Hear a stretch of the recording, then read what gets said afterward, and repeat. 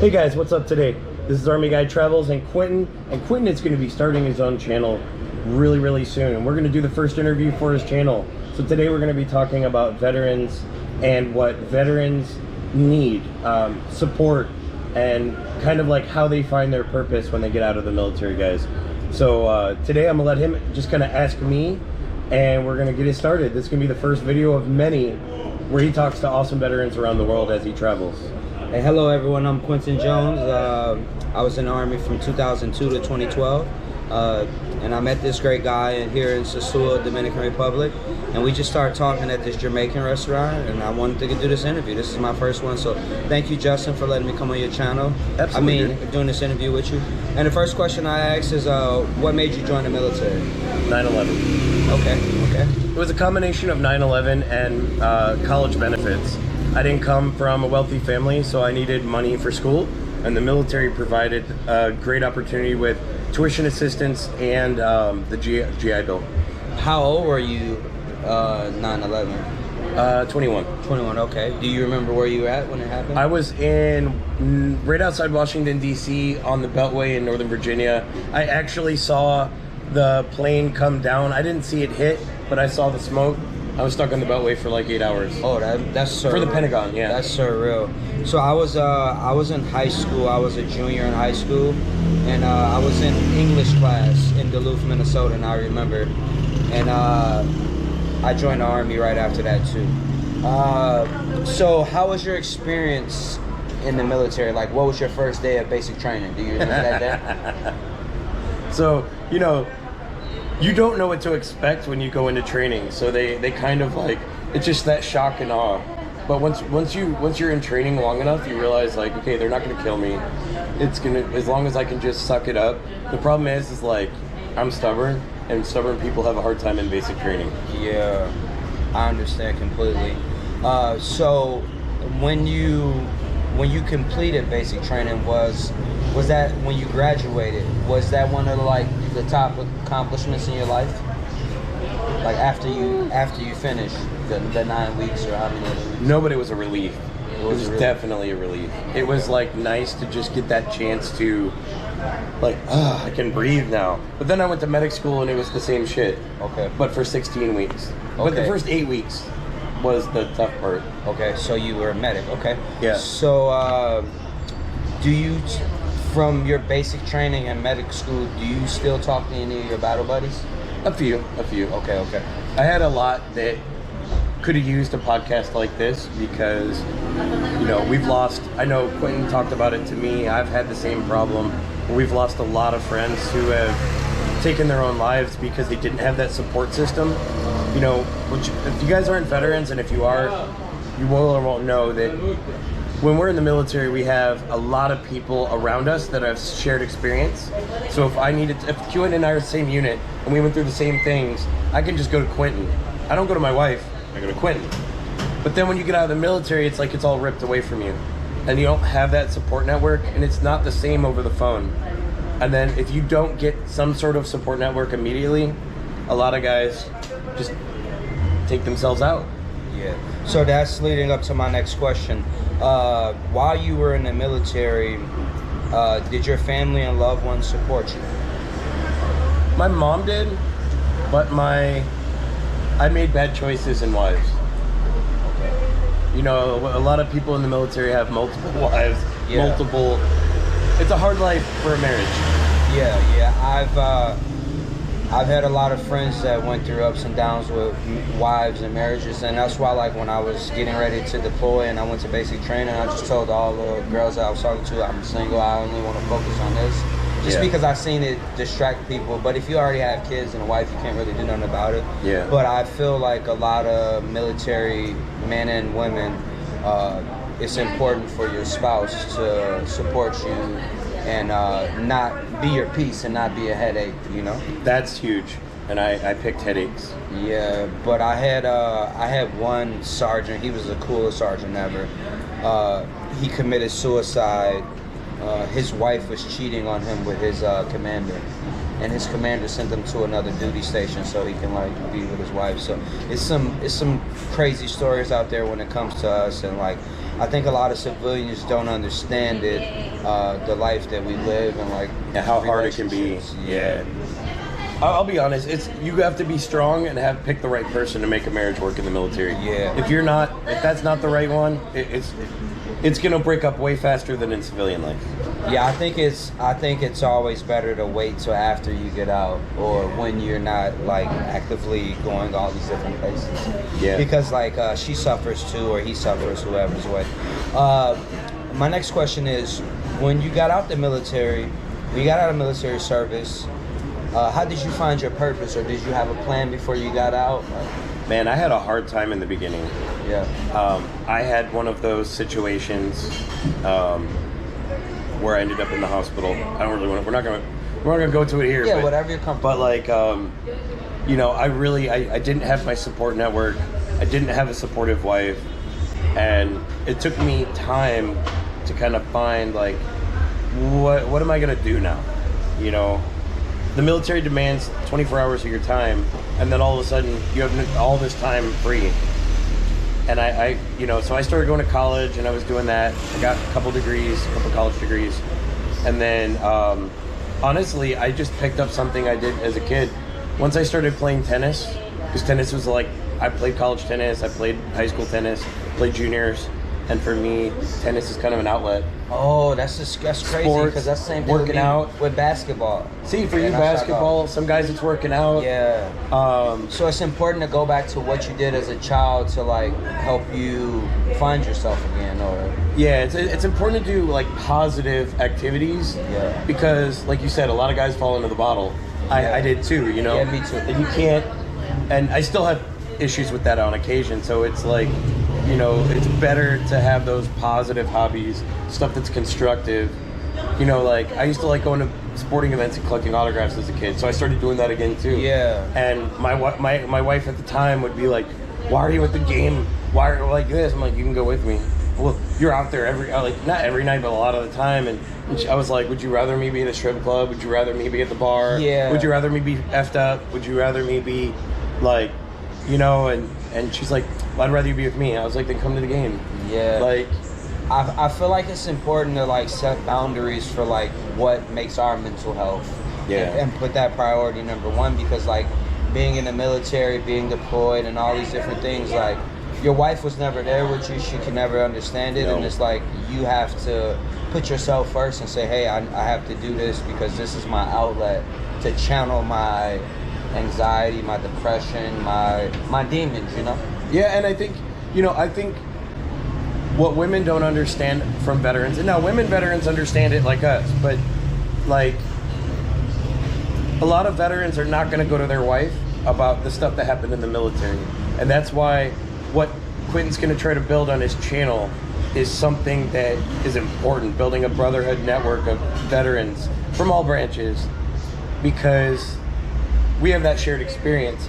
I don't know if you went through this, but like when I was married, I had my wife would like, first wife, she would badger me about like why I got on camera one day and I had blood on me. It wasn't mine. And she was like, what happened? I want to know. I need to know. And I'm like, just relax. Like, you don't want to know. Trust me, you don't want to know. Just trust me, I'm okay. I'm the focus for you, right? And she goes, yeah, well, I'm okay. Well, I need to know. You don't want to know. And then you tell them, and then they look at you different. Or they tell them, and they look at you like, they're like, oh my God, like they didn't really want to know. Yeah. But they can't help you. Like, yeah. Very few women that haven't served are built to take all of that in and be able to give back something productive because they haven't had that experience. Female veterans get it, but we don't. Regular civilians don't. So yeah, I mean, I'm currently married, and I went to a therapist yesterday, and most of the I call therapy like.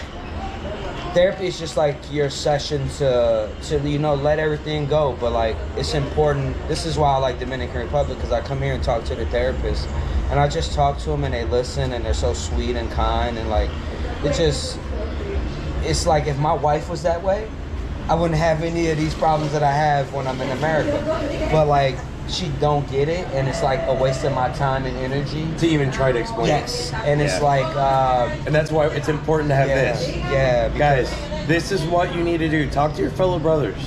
You have to talk to your brothers.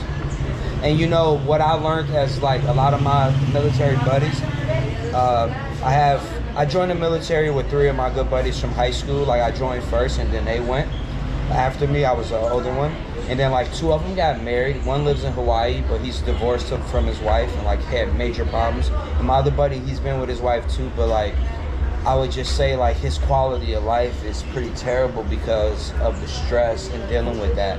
And it's like he was young, athletic, good looking, played football, basketball, and now he's just like, you know, he's majorly overweight, majorly has different like has a lot of health issues, and it's just like I think it's correlated with like the stress from being with this woman. And it's like I wish the family union the best. I wish it all the best, but like don't lose yourself in the process, you know, because we can live to be 100 years old. A good woman can build you up, a bad woman can destroy you. Woo! I love that, brother.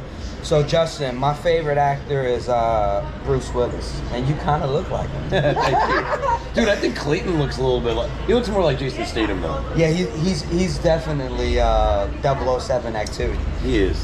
So my final question, we only met yesterday, and like this is how strong the military bond is. When you see a veteran, it's just like, yo, I know what you've been through. You sacrifice your time. And I would say only 1% of our country does that. I remember I went to Norway for training twice for winter training, and in Norway people have to join the military and do service. Yeah. Do you think our country right now, everyone will benefit from going to do some service? Like the new generation would benefit from joining and learning some respect, loyalty, duty, honor. I think that's twofold. I think this new generation doesn't respect soldiers the way that maybe 15 years ago did. This new generation is angry because things in America are not in the best position, and I think they're just lashing out. And anything government is going to be military, police, anything, they're going to look down on it. I remember when I was in the military, I never paid for meals at the airport when I was traveling between bases and stuff, or when I was going out, like going through Atlanta. I would go and have my card ready, and oh no, it's already it's already paid, right? Yeah. It's already paid. Now it's like F the military, F the police, like, and instead of, why don't you go out, join the military, and make it better then? Like, if you don't like it, first off, most of these kids don't understand why they don't like it. They just, it's government, so they don't like it. But join the military. You don't like the police? You think it's wrong? Fine, go do better, right? Yeah. And I think that, like, if kids were forced on one side, I think it would benefit. There are a lot of kids that, like, young people coming out of high school that would benefit from the military. Like, I think Quentin and I are going to do I want to do another one with Quentin and talk to just about what the benefits of the military are. Yeah. I don't think people understand how much you get if you take advantage of it. But on one hand, I think some kids would get a lot, but on the other hand, you force people to do something you don't want to do, you're going to have a lot of angry, resentful people in the military, and we already have enough of them on the outside of the military that we don't need. So, like,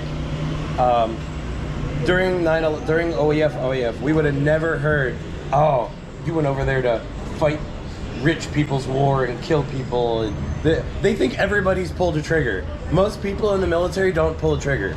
Yeah. That's what you don't understand. Like, a majority of people have never pulled a trigger. A small fragment of the military has ever pulled a trigger at another human. Never. Very, very minute. There are a lot, but but compared to the total amount of the military, guys, you don't realize a lot of the things you do in daily life are supported by military. Yeah.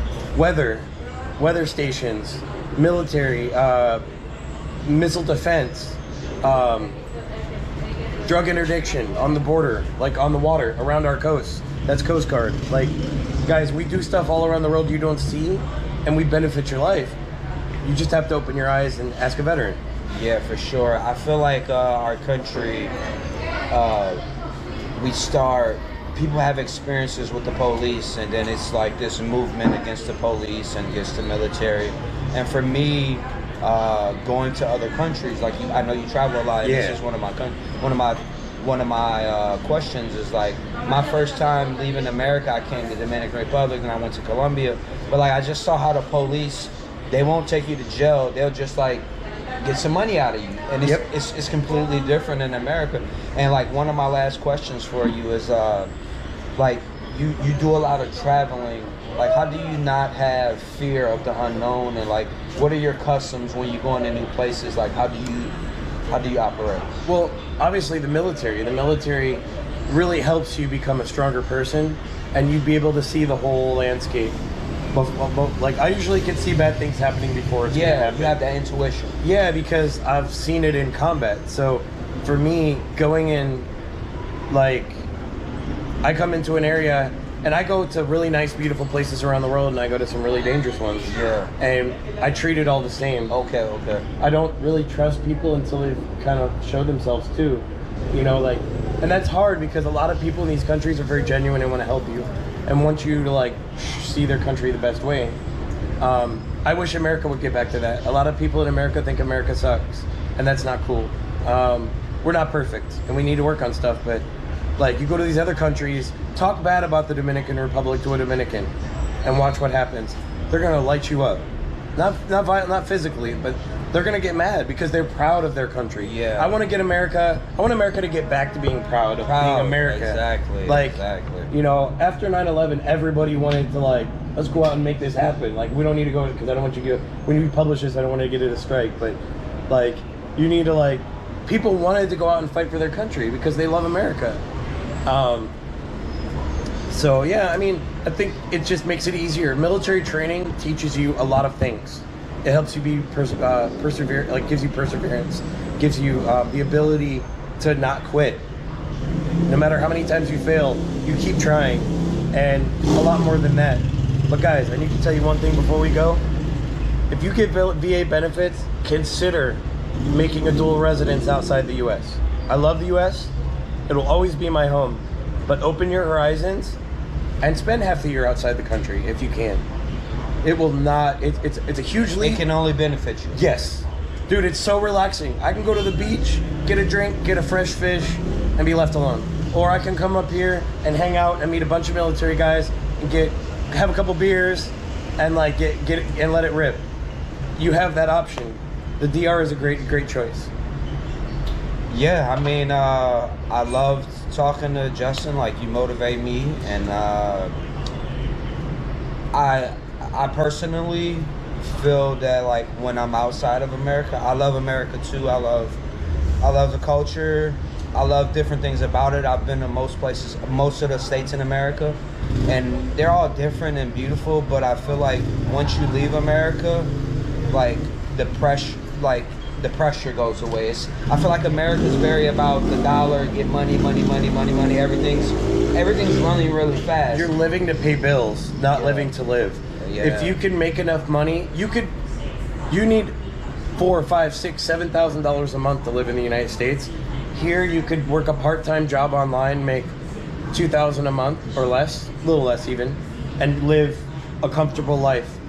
I'm eating an American breakfast at an American bar in the Dominican Republic, 100 meters from a blue sandy beach with beautiful women. I mean, what more can you want, right? Yeah, like, this is beautiful women and men. We got to get the female for the ladies. Yeah, for the ladies. Yeah, you're right about that. So that's what I'm saying. Pause. But he meant that for the ladies. For the ladies. But for like, the female soldiers, you know, we can't forget them. Yeah, and I'm seeing them come out here a little bit. They don't really come to Sosua because this is a man cave city, but they do come out here a little bit too. But they do go to Puerto Plata. A lot of women veterans from the U.S. live out in Puerto Plata, which is like 20 minutes away. And the great thing about it here is what I really like. When I go to the VA clinic here compared to America, like I'm not just another number. They take good care of you. Yeah. You're on a chat group. What do you need? Yeah. The owner of the clinic will say, "Hey, what do you need?"